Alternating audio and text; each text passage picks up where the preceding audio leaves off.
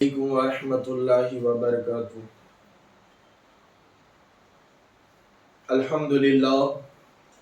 الحمدللہ رب العالمین والصلاة والسلام علی سید الانبیاء والمرسلین، اما بعد فاعوذ باللہ من الشیطان الرجیم، بسم اللہ الرحمن الرحیم۔ آئیے سب سے پہلے آقا نامدار مدنی تاجدار، دونوں عالم کے مالک و مختار احمد مجتبی محمد مصطفیٰ صلی اللہ تعالی علیہ وسلم کی مقدس بارگاہ میں ہدیہ درود پیش فرمائے۔ اللہم صلی علی سیدنا و مولانا محمد بارک وسلم، صلاۃ و سلام علیک یا رسول اللہ صلی اللہ تعالی علیہ وسلم۔ برادران ملت اسلام، آج حالات ایسے نظر آ رہے ہیں جس میں کہ ہر جگہ ہمیں بابا بابا بابا بابا یہ تاوان چیزیں سننے میں آ رہی ہیں۔ اب یہ بابا جو ہے، ایسے بابا آج جو نظر آ رہے ہیں یہ پہلے بھی تھے، جو کہ لوگوں کو دھوکہ دے کر، لوگوں کے ذہن کو گھما کر، لوگوں کے ذہن کے اندر کچھ نہ کچھ ڈال کر اور نقلی کرامتیں دکھا کر، نقلی جادو دکھا کر، کرامتیں تو ولیوں کی ہوتی ہیں، یہ جادوگر ہوتے ہیں۔ یہ جادو دکھا کر، ڈھونگ کر کے، ناٹک کر کے، چال بازی کر کے، طرح طرح کے فیل کر کے لوگوں کو اپنے طرف بلاتے ہیں، اپنے طرف ان کا دھیان جو ہے آکرشت کرتے ہیں، اور ان کو جو ہے اپنی چال میں پھنسا کر یہ پیسے ایٹتے ہیں اور دور بھاگ جاتے ہیں۔ جیسے کئی تو جیلوں میں بند ہیں جنہوں نے دھوکہ دیا، اور اب بھی آج نئے نئے پیدا ہو رہے ہیں، نئی نئی باتیں کر رہے ہیں، اور نئے نئے جو ہے کارنامے کر رہے ہیں۔ ایسا ہی بابا ہمارے ایک اس ناگپور کی سرزمین پر ایک عالم دین، جو کہ آج اپنی قبر انور میں، قبر مبارک میں آرام فرما رہے ہیں، اشرف الفقہا مفتی محمد مجیب اشرف صاحب قبلہ، ان کے ساتھ ان کی جوانی میں ایک واقعہ پیش آیا تھا، جو کہ واقعہ کامٹی کا تھا، اور اس کامٹی کے اندر ایک بابا آیا تھا جو کہ بہت بڑا بابا تھا، اور اس کامٹی کے لوگوں نے اس بابا کے استقبال کے لیے ایک میلاد کا پروگرام رکھا تھا، جس میں میلاد ہونا تھا، اور بیان کرنے کے لیے حضور اشرف الفقہا کو بلایا گیا۔ اور آپ کو بلانے کے لیے جب وہ گانجا کھیت آئے اور آ کر کہنے لگے کہ حضرت آپ کا بیان ہم رکھ رہے ہیں، ایک بابا آئے ہیں، ان سے آپ کو ملانا بھی ہے، اور آپ وہاں آئے اور بیان کریں۔ تو حضرت نے کہا کہ میں کسی بابا وغیرہ سے میری نہیں پڑتی، میں کسی بابا وغیرہ سے میرا نہیں جمتا، کیونکہ لیے میں مولوی آدمی ہوں، میں آئرے گہرے نتھو خیرے بابا لوگوں کو نہیں جانتا، اور میں کسی باباؤں کے چکر میں نہیں پڑتا، اور بابا لوگوں سے میری نہیں پڑتی۔ تو اشرف الفقہا نے ایسا کہا، اس لیے مجھے نہ لے کے جاؤ تو اچھا ہے۔ پر وہ لوگ نہیں مانے، اور اشرف الفقہا مفتی مجیب اشرف صاحب قبلہ کو وہ زبردستی گاڑی میں بٹھا کر وہ لے کر گئے۔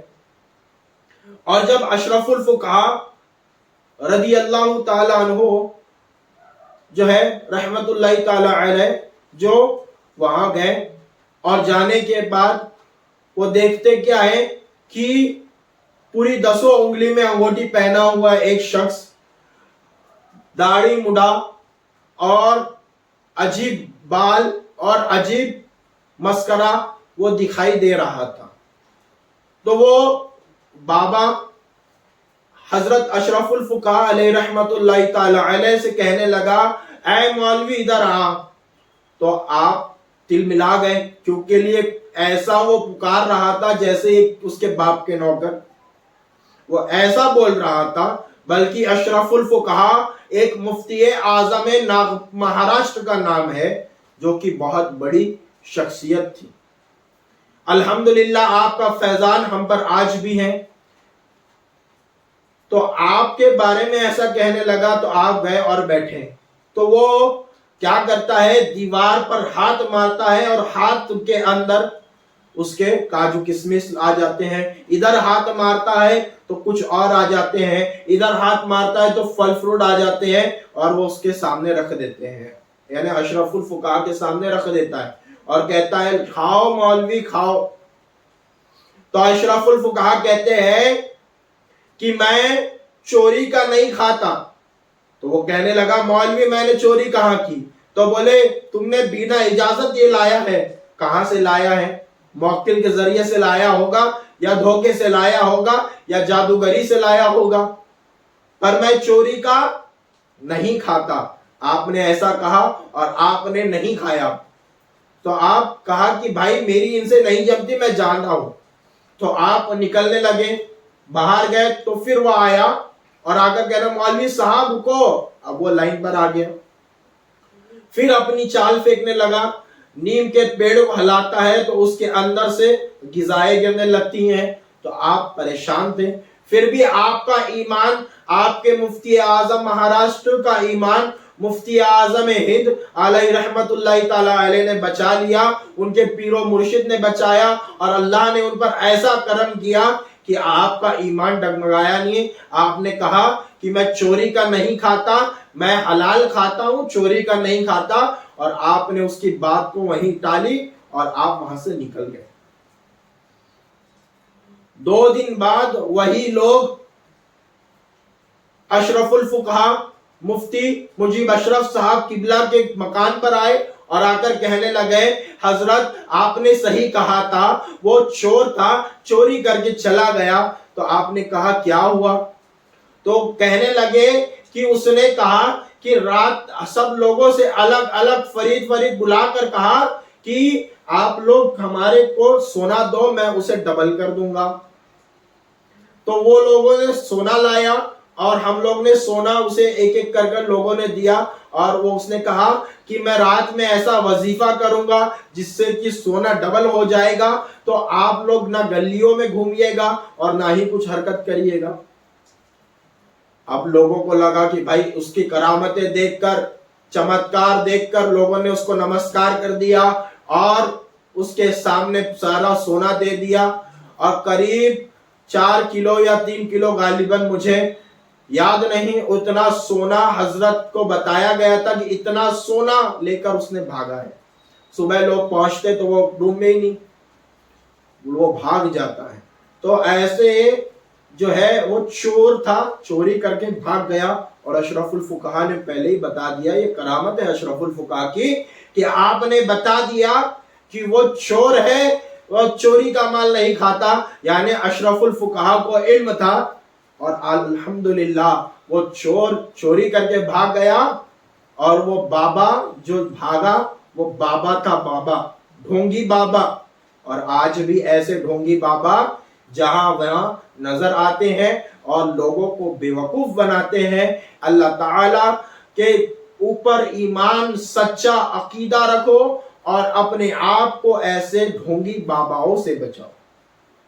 अगर तुम्हारे को वली देखना है तो अशरफुल फुकहा जैसी जात को देखिए, अगर आपको वली देखना है तो मुफ्ती आजम जैसी जात को देखिए, अगर आपको वली देखना है तो सरकार ताजुद्दीन औलिया जैसी जात को देखिए, सरकार ताजुश शरिया जैसी जात को देखिए, और ऐसे बड़े बड़े उलमा को देखिए जो कि अमल पैरा थे और अपनी जिंदगी को नबी पाक सल्लल्लाहु ताला अलैहि वसल्लम के बताए हुए रास्ते पर गुजारते थे।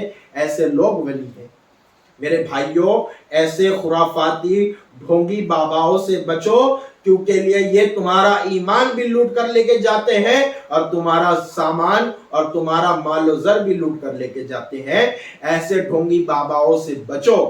और आजकल जो नए नए فتنے پیدا کر رہے ہیں اور کہتے ہیں کہ ہم ایسا کریں گے، ہم ویسا کریں گے. ارے تم نے مسلمان کو سمجھا کیا ہے؟